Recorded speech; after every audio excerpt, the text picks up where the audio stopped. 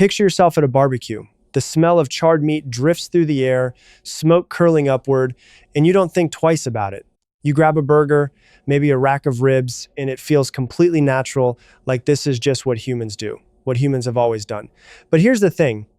For roughly 10,000 years, across multiple ancient civilizations and prehistoric communities, humans dramatically reduced or almost entirely eliminated meat from their diets. Not because they had to, not because animals disappeared, but because they chose to. And the reasons why reveal something profound and deeply uncomfortable about the world we've built for ourselves today. Let's start about 12,000 years ago, right at the edge of what archaeologists call the Mesolithic period. Humans at this time were still largely hunter-gatherers, but something strange was happening across the ancient world. Sites in the Levant, modern-day Israel, Jordan, Syria began showing a dramatic shift in the fossil record. Excavations at places like Ain Ghazal and Jericho, analyzed extensively throughout the late 20th century, revealed a surprising pattern. Animal bones, once abundant in ancient hearths, began to thin out. Plant remains, wild grains, legumes, figs started dominating the archaeological layers. Researcher Mary Steiner at the University of Arizona spent decades analyzing small game and large game kill sites across the Mediterranean and noticed that around 10,000 BCE, the ratio flipped. Communities that once relied on megafauna, mammoths, bison, giant deer began organizing their entire existence around plants. For a long time, scientists assumed this was simply a survival response. The megafauna were going extinct, the logic went, so humans adapted. But that explanation started falling apart when researchers dug deeper. Because in regions where large animals were still plentiful, the same dietary shift was happening anyway. In the Fertile Crescent, in parts of East Asia, even in early Mesoamerican communities, plant-based subsistence was rising independently, in parallel, across cultures that had no contact with each other. That's not survival, that's convergence. And convergence in human behavior almost always points to something deeper. The study that began to crack this open came out of Cambridge in 2009. Bioarchaeologist Amanda Mummert and her team conducted a sweeping analysis of skeletal remains from 21 populations spanning the transition from forager to agricultural societies. What they expected to find was evidence of nutritional improvement, taller bones, stronger teeth, fewer signs of disease. What they actually found shocked the academic community.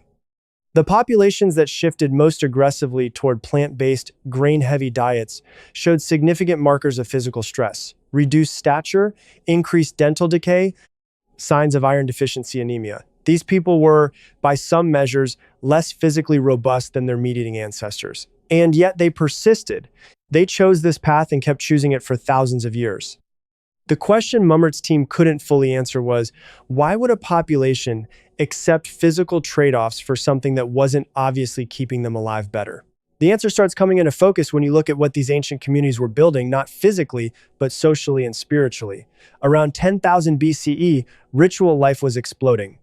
Göbekli Tepe in modern Turkey, the world's oldest known temple complex, was constructed during this exact window around 9,600 BCE by people who were still semi-nomadic, still foraging.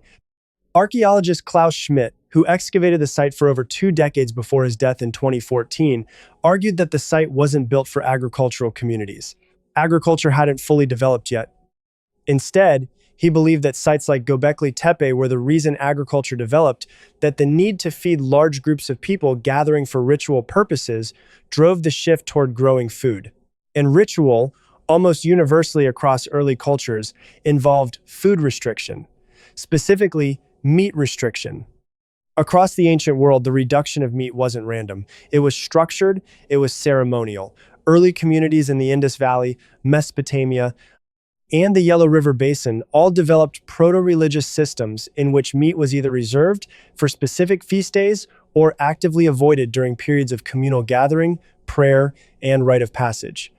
In early Sumerian texts, some of the oldest written records on Earth, there are references to temple diets built around grains, oils, and vegetables. Meat was present but marked. It carried weight. It was not the default. The default was restraint. Imagine living inside that system. You wake before sunrise in a small mud brick community. The air is cool, You eat a flatbread made from emmer wheat, maybe with a smear of sesame paste. Your hunger is present but manageable. Your body, adapted over years, has learned to run on this fuel. Meat appears at the new moon feast, at the ceremony marking the harvest, at the burial of an elder. When you eat it, it means something. The flavor is overwhelming precisely because it is rare.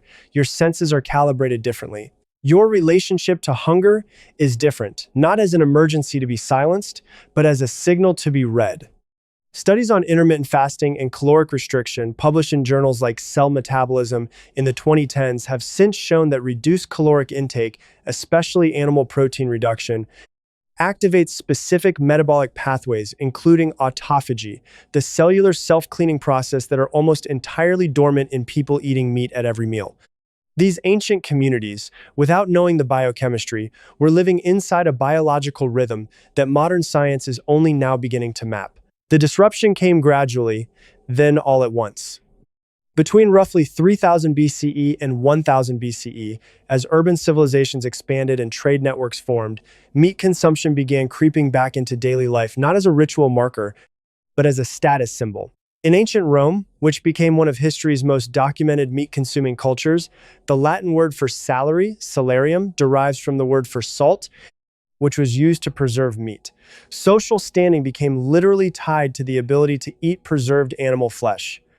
Historians like classicist Andrew Dalby, writing in his 2003 book Food in the Ancient World, traces this shift precisely.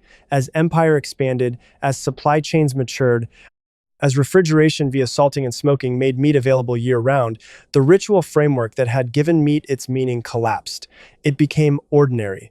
And once it became ordinary, the internal restraint system that ancient communities had built around it had nothing left to hold. Here's where it gets personal, because what those ancient communities lost, and what we have inherited the loss of, isn't just a dietary preference. It's a relationship to restraint itself. Modern research on food psychology is unambiguous. Humans who eat without ritual context, without temporal boundaries, without communal meaning attached to meals, eat more, derive less satisfaction, and report lower psychological well-being around food. A landmark 2019 study from the University of Surrey found that people who ate meals described as meaningful, tied to celebration, memory, or ceremony reported up to 47% higher satisfaction than people eating the same food in a neutral context. We have more food available than any civilization in human history. We are, by most metrics, the least satisfied eaters who have ever lived. We have the burger at the barbecue, and we reach for another one before we finish tasting the first. The ancient pattern of meat restriction wasn't about morality. It wasn't about environmentalism, though the environmental parallels are striking, given that livestock agriculture now accounts for approximately 14.5% of global greenhouse gas emissions, according to the FAO. It wasn't even about health in the way we talk about health today, in macros and protein grams and cholesterol panels. It was about meaning making. It was about using the act of not eating something as a way of paying attention, as a way of staying conscious inside your own life. There's a word that appears in ancient Greek philosophical texts, enkrateia. It translates loosely as self-mastery or inner strength, but its literal root means power over oneself. The Stoics built entire philosophical systems around it. The early Christian ascetics borrowed the concept and ran it through their own theology. What's interesting is that nearly every ancient tradition that developed enkrateia as a virtue used food, specifically meat, as the training ground. Not because meat was evil, but because meat was the thing you wanted most. And choosing not to eat the thing you want most, deliberately, repeatedly, within a communal framework that gives that choice meaning that was considered a form of spiritual technology. We don't talk about it that way anymore. We talk about diets, we talk about macros, we talk about what the latest meta-analysis says about red meat and cardiovascular risk. All of that is useful. But something got lost in the translation, the sense that what you eat and what you choose not to eat is a statement about who you are in relationship to your own desires. That the table is not just a place to refuel, but a place to practice being human. So the next time you find yourself reaching for something automatically, not because you're hungry, not because the moment calls for it, but simply because it's there, consider that for 10,000 years, your ancestors might have paused. They might have looked at what was in front of them and thought, not yet, not today. This one means something. And in that pause, In that small, deliberate act of waiting, they were doing something we've almost entirely forgotten how to do.